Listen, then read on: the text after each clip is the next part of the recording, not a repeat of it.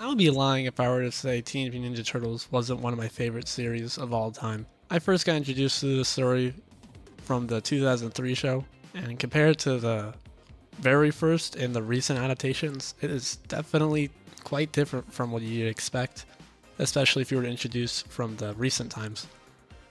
For me personally, I watched the Turtles Forever movie, which was really good, and then I went back and ended up watching the 1990s movies, which, as someone that liked 2003, was introduced by the 2003. I thought the 1990s movie was amazing, and every chance I get, I go back and watch it. And it's one of my favorite adaptations of the Turtles, kind of like the IDW comics. Currently reading that and enjoying it quite a bit. Probably because the main creator, Kevin Eastman, is still involved with the comics in the IDW run. And he was one of the original creators made with Peter Landed that made the original 1984 Mirage comics. Part of the reason as to why I like the IDW comics compared to the TV shows, for example, is that it has a much grounded and grittier and more serious tone. Not overly serious, but it definitely has a more mature setting. However, the original Mirage comics, that is a completely different story.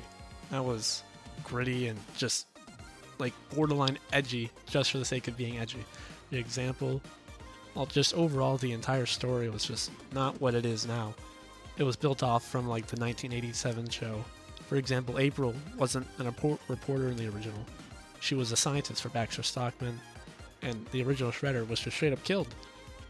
He threw a grenade and it ended up just getting thrown back at him by the turtles. And it just was a fucking sour fest of just pity and just sadness. But it was like ironic. It wasn't meant to be sad. It wasn't meant to be taken seriously. It was more of a joking tone. It definitely wasn't like all like kiddie like jokes like it is now. For example, the turtles back then didn't have their distinct attributes. They were all just angry like all the time.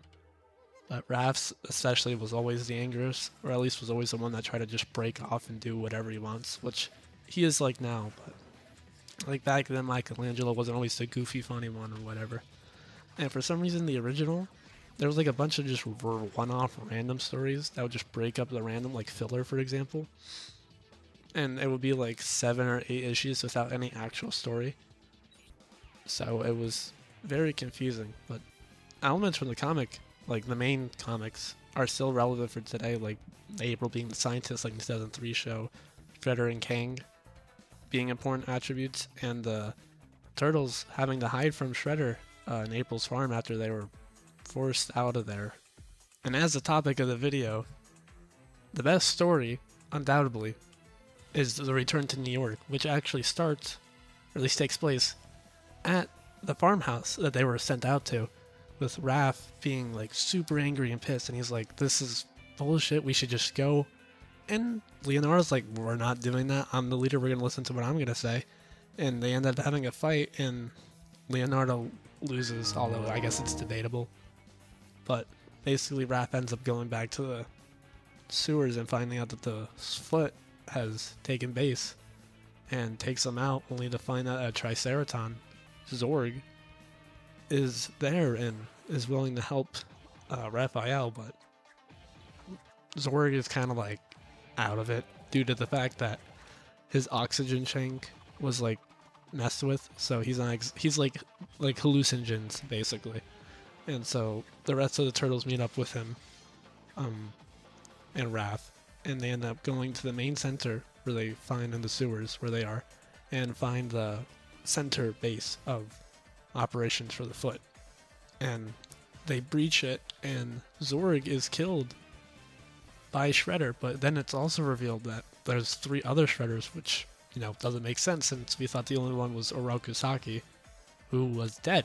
So now there being 3 random ones makes no sense, especially with the fact that they're all mutated. One of them has several arms, another one has like crab-like proportions, and there's just like super tiny midget one that they all end up finding.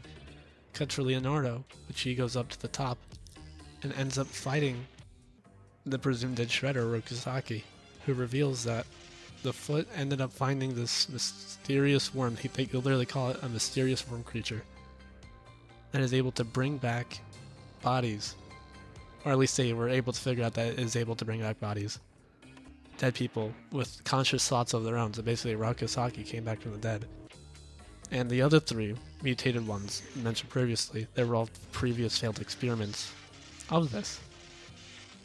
So due to that, they end up having a fight, not because of the mutated, but they end up fighting after his monologue is over.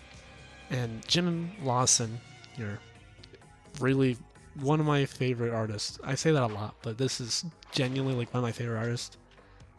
He is so well able to demonstrate and choreograph what is happening. It makes it even better with like the destruction around, with like the turtles fighting in the base with like a bunch of like towers exploding or whatever. And surprise, surprise, they lose.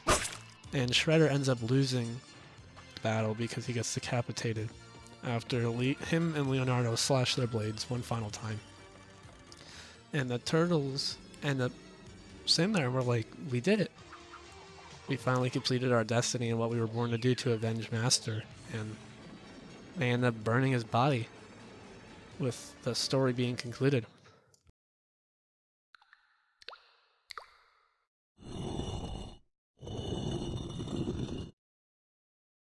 Leo. Oroku Sake, the Shredder, is dead. It's finished. Our destiny is complete. Honor is restored. We have one final task.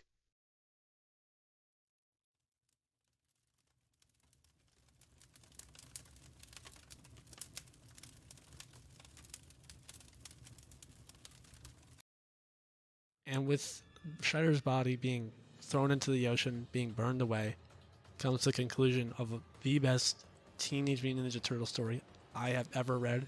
And undoubtedly, people that have not read it will come to love just as much as I did. A lot of stories actually end up taking a lot of inspiration from the saga and events in the story, especially like the Leonardo being thrown through the window while being up by Shredder.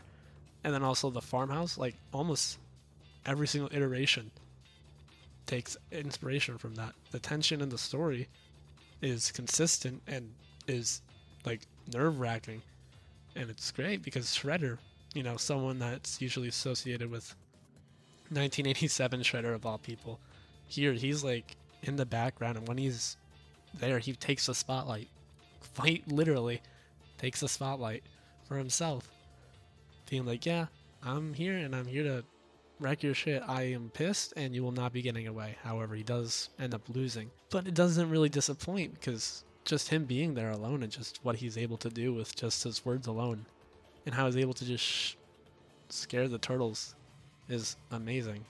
And as the turtles say themselves, this is a fitting conclusion to not only their story and what their goal was, but just the story overall. You very much could read this and have this be a final like episode per se, and it'll make total sense because this is a fitting end to the build up and what we get to know of the characters, undoubtedly. So if you ended up liking this video, want to read the story yourself, I could not recommend it any more than I already have. So hope you enjoyed it and have a good day.